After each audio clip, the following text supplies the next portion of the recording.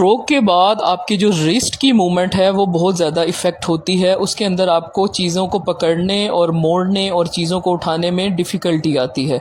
Welcome to our YouTube channel.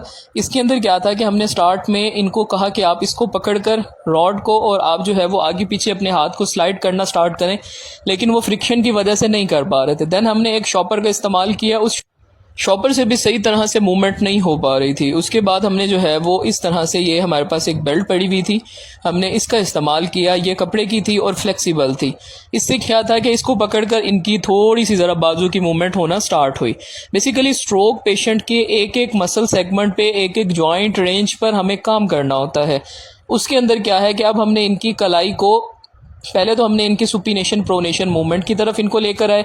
अब हमने इनको कहा कि आप इसको पकड़कर और इसको आगे पीछे करें। इससे क्या है कि इनका ग्रास्प यानी कि किसी चीज़ को पकड़ने का रिफ्लेक्स बेहतर होता है। बाज़ दफ़ा हमारे रिफ्लेक्सेस वीक हो जाते हैं, जिसकी वजह से हम चीज़ों को उस तरह से नहीं कर पाते।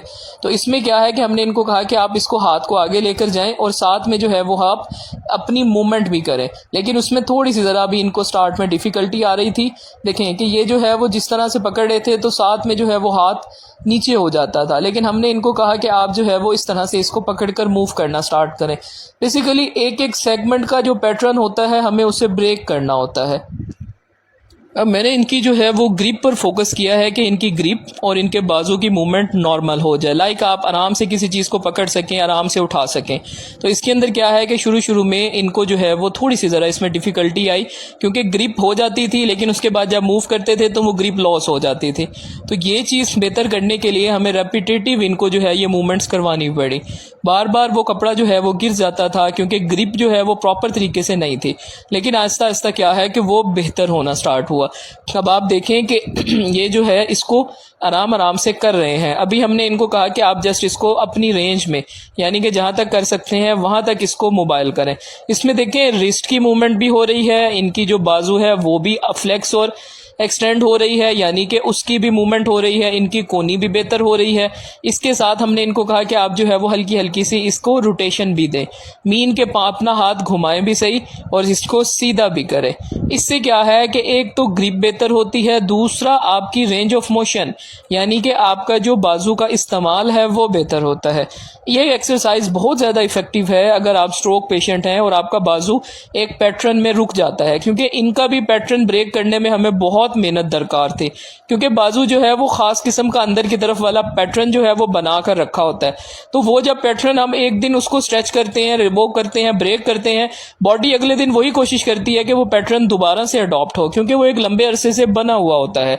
तो हमने जो है वो उस पैटर्न को तोड़ने के लिए इनके हाथ की खुद से मूवमेंट करवाई। मीन के जब आप किसी चीज की खुद से मूवमेंट करते हैं तो आपके मसल जो हैं वो खुद ही उस मूवमेंट को याद करते हैं, पहचानते हैं, और जब आप स्ट्रेच देते हैं तो वही मसल याद करते हैं कि हम पहले इकट्ठी पोजीशन में थे, अब हमें स्ट्रेच मिल रहा है और हमने सीधा होना है। तो अब जो है वो इनसे ही हम करवा रहे हैं। अब इनको मैंने कहा कि आप थोड़ी सी ज़रा रोटेशन करें। रोटेशन में क्या था कि इनकी ग्रिप लॉस हो गई, लेकिन यही रेपिटेशंस होती हैं जिनको हम कर करके अपना बाजू, यानी कि स्ट्रोक पेशेंट अपना बाजू बेहतर करता है। अब पहले मैंने इनको खुद से ये मूवमेंट्स करवाई थी, लाइक इनको मैंने लाइंग में मैंने स्ट्रेचिंग्स दी, लेकिन बाद में इनको सुपीनेशन प्रोनेशन मूवमेंट करवाई। अब जो है वो हम ग्रिप रिफ्लेक्स को वर्क करके बेहतर कर रहे हैं ताकि ये चीज़ों को अच्छे से पकड़ सकें और उनको उठा सकें। इसमें क्या है कि हमारी मेहनत ये होती है कि हम जो है वो पेशेंट को अच्छा प्लान गाइड करें। जब आप एक पेशेंट को अच्छा प्लान गाइड करते हैं, वो करता है, उससे उसको फ़ायदा भी होता है। अब देखिए कि बाजू दूर तक जा रहा है और उसको ये इकट्ठा भी कर रहे हैं। मीन स्टार्ट में इनको क्या था कि उसको सिर्फ मूवमेंट करने में प्रॉब्लम आ रही थी, उसके बाद जो है ये अब आहिस्ता आहिस्ता इसको दूर लेकर जा रहे हैं। लेकिन जब दूर जाते हैं तो हाथ अंदर की तरफ खींचना शुरू होता है। यही पैटर्न हमने इनका ब्रेक करना है, क्योंकि यही पैटर्न की वजह से ये अपना बाजू सीधा नहीं कर पाते। सीधा कर भी पाते हैं तो वो जो है वो चलते हुए इकट्ठा हो जाता है, क्योंकि ये एक स्पास्टिक पैटर्न बना हुआ है। अब हमने इसको स्पास्टिक पैटर्न को तोड़ना है। उसको तोड़ने के लिए हमें इनकी ये एक्सरसाइज जो है वो डिज़ाइन की। इसके अंदर हमने जो है वो इनको इस तरह से कहा कि आप इसको पहले अपने पास अपनी रेंज में रहकर इसको मूव करें।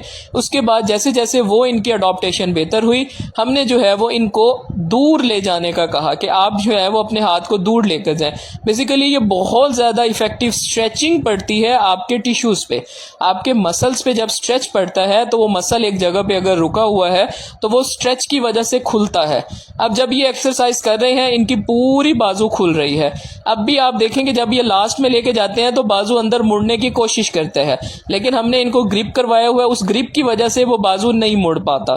तो यही पैटर्न हम ऑपोजिट डायरेक्शन में इनका ब्रेक करने की कोशिश कर रहे हैं। तो ये एक्सरसाइज आप देखकर घर पर कर सकते हैं। इस तरह से क्या होगा कि आपका बाजू जो अंदर की तरफ चला जाता है आपके जिस्म की तरफ वो नहीं जाएगा। जब ऑपोजिट साइड पर किसी चीज़ को डायरेक्शन में हम स्ट्रेच करते हैं तो बाजू जो है वो, तो उसका फ़ायदा ये होता है कि आपकी बॉडी जो एक पैटर्न उसने साइनर्जी का यानी कि एक आपकी आदत बन गई है। अब आदत को हमने जब तोड़ना है तो हम ऑपोजिट साइड पर उसको मूव करवाएंगे। यानी कि अब हमने किसी भी चीज़ को, एक जो चीज़ एक डायरेक्शन में आ गई है, हम उसको ऑपोजिट साइड पे करके उसकी स्पास्टिसिटी यानी कि अकड़ाव को दूर करने की कोशिश करेंगे। देखिए, स्पास्टिसिटी जो है वो हाइपरटोनिया यानी कि आपकी जो टोन है वो बहुत ज़्यादा होने की वजह से मसल्स के अंदर ना टोन होती है। जब मसल्स के अंदर बहुत ज़्यादा टोन होती है तो वो मसल का जो सेगमेंट और हिस्सा है उसका इक्विलिब्रियम ख़राब हो जाता है। यानी कि आपको पोस्ट स्ट्रोक आपके जो मसल्स के अंदर एक बैलेंस होना चाहिए अलाइनमेंट का। देखिए, आपके एक होते हैं सामने के मसल्स यानी कि हम उनको कहते हैं एगोनिस्ट और दूसरे होते हैं एंटागोनिस्ट। एगोनिस्ट जो होते हैं वो आपका बाइसेप मसल जो है वो है, और एंटागोनिस्ट आपके ट्राइसेप यानी कि बाजू के पीछे वाला मसल है। तो अब इन दोनों मसल्स के अंदर इक्विलिब्रियम यानी कि तवाज़ुन होगा तो आपकी बॉडी सही तरीके से मूव करेगी। अगर इनके अंदर मोटर डेफिसिट है यानी कि आपके मसल की स्ट्रेंथ और मसल्स के अंदर कॉन्ट्रैक्चर है या और वो अकड़ा हुआ है, तो उससे क्या होगा कि आपका मसल का इक्विलिब्रियम डिस्टर्ब होगा। जब आपके मसल का इक्विलिब्रियम डिस्टर्ब होता है तो आपकी मूवमेंट सही तरीके से नहीं होती। अब इन पेशेंट को जो हम मूवमेंट करवा रहे हैं इसके अंदर हमने इनका यही पैटर्न ब्रेक करने के लिए इनको रेपिटेशन के साथ ये मूवमेंट करवा रहे हैं। ये निहायत इफेक्टिव एक्सरसाइज है। अगर आप इसको घर पे करना स्टार्ट करें तो आप यकीन करें कि आपके बाजू और कोनी के पास जो आपका बाजू रुका हुआ है, टाइट हुआ है, वो आहिस्ता आहिस्ता स्ट्रेच होकर खुलना शुरू हो जाएगा। स्ट्रेचिंग ही ऐसी चीज़ है जो आपके रुके हुए मसल्स को खोलती है। उसके लिए पहले शर्त ये होती है कि आप अपने मसल को थोड़ा सा नरम करें। उसको नरम किस तरह से करना है, आपने एक तौलिया लें, तौलिया पानी में डालें, गर्म पानी हो, उसे निकाल कर रखें, उसका टेम्परेचर मेंटेन हो। उसके बाद आप अपने एल्बो पे और अपने रिस्ट वाले हिस्से पे यानी कि कलाई वाले हिस्से पे हाथ पे उसे लपेट दें। उसको लपेटने से क्या होगा कि वो जो नमी वाली डीप हीट है वो आपके टिश्यूज़ तक जाएगी। जब आपके टिश्यूज़ तक जाएगी तो आपके टिश्यूज़ नरम होंगे, उनके अंदर जो है वो एक तवाज़ुन आएगा और वो हरकत के लिए रेडी होंगे। उसके बाद आप आहिस्ता आहिस्ता ये वाली जो एक्सरसाइज आपको दिखाई जा रही है इसको करना स्टार्ट करें। देखिए, आपके मसल्स के अंदर जब तक हम उनको स्ट्रेच करके खोलेंगे नहीं तब तक जो प्रॉब्लम है वो ठीक नहीं होती। अब हमने मसल को जब बेहतर करना है, एट्रोफी से बचाना है। अगर एक मसल को, एक हाथ को आप स्ट्रोक के बाद एक ही जगह पर रखेंगे काफ़ी टाइम तो उससे क्या होगा कि वो वहीं पर रुक जाएगा, वहीं पर पक्का हो जाएगा। तो उससे ये होगा कि मूवमेंट नहीं होगी, आपका मसल का जो मास है वो कम होना शुरू हो जाएगा, यानी कि आपका जो गोश्त है वो कमज़ोर होना शुरू हो जाएगा। तो उससे ये होगा कि कुछ टाइम बाद आपका वो जो गोश्त है वो सूखना शुरू हो जाएगा, जिसे हम एट्रोफी कहते हैं। उस एट्रोफी से बचाने के लिए ये रेंज ऑफ मोशन एक्सरसाइजेज और इस तरह से हरकत देने वाली एक्सरसाइजेज पेशेंट को गाइड की जाती हैं कि वो इनको बैठे हुए करते रहें। देखिए, अब स्ट्रोक के बाद आपने चीज़ों को एक्सेप्ट करना है और उसके बाद अब बेहतरी की तरफ आपने मैक्सिमम कोशिश करनी है कि आप जाएँ। सो बेहतरी की तरफ किस तरह जाएंगे, आपने सबसे पहले तो मोटिवेट होना है और उसके बाद आपने सारा दिन सिर्फ लेटे ही नहीं रहना। आप उठें, आपको ये चैनल पर डिफरेंट एक्सरसाइजेज बताई गई हैं, उनको देखें और करते रहें। आहिस्ता आहिस्ता करते रहेंगे, आहिस्ता आहिस्ता जैसे जैसे आपकी कंडीशन जो है वो भी बेहतर होगी और आपकी बाजू भी है बेहतरी की तरफ जाएगी। सो इसके लिए ज़रूरी यही होता है कि आप जो है वो मूवमेंट करते रहें, आपने रेंज ऑफ मोशन एक्सरसाइजेस करते रहें, आपका हाथ हिलता रहे, आपके जो एल्बो फ्लेक्सर्स हैं वो बेहतर रहें ताकि वो डिफॉर्मिटी की तरफ ना रहें, आपके जो फोर आर्म यानी कि आपकी जो बाजू वाला हिस्सा है वहाँ के प्रोनेटर बेहतर हों, आपके रिस्ट और फिंगर्स के जो फ्लेक्सर्स हैं उनके अंदर बेहतरी आए। वो अगर वो बेहतर होंगे तो आपकी डिफॉर्मिटी बेहतर होगी। देखिए, जब आपकी डिफ़ॉर्मिटी यानी कि अकड़ाव ख़त्म होगा तो आपका मसल हेल्दी होगा, उसकी स्ट्रेंथ बेहतर होगी। साथ में क्या है कि आपके जो मसल्स के अंदर जो पहले गिरें लगी हुई थी, जो बिल्कुल मतलब कि समझ लें कि पतला हो गया था, उसके फाइबर्स जो हैं वो बेहतरी की तरफ जाएंगे। सो इन एक्सरसाइजेस को करने का मकसद और आपको गाइडेंस देने का मकसद ये होता है कि आप अपने हाथ का ख्याल रखें, अपनी हैंड एक्सरसाइजेस स्ट्रोक के बाद करते रहा करें। इससे क्या होगा कि आपका हाथ हरकत में रहेगा, आपकी बॉडी हरकत में रहेगी तो उसकी जो एट्रोफी यानी कि आपके गोश्त के सिकुड़ने के जो चांसेस हैं वो कम हो जाते हैं।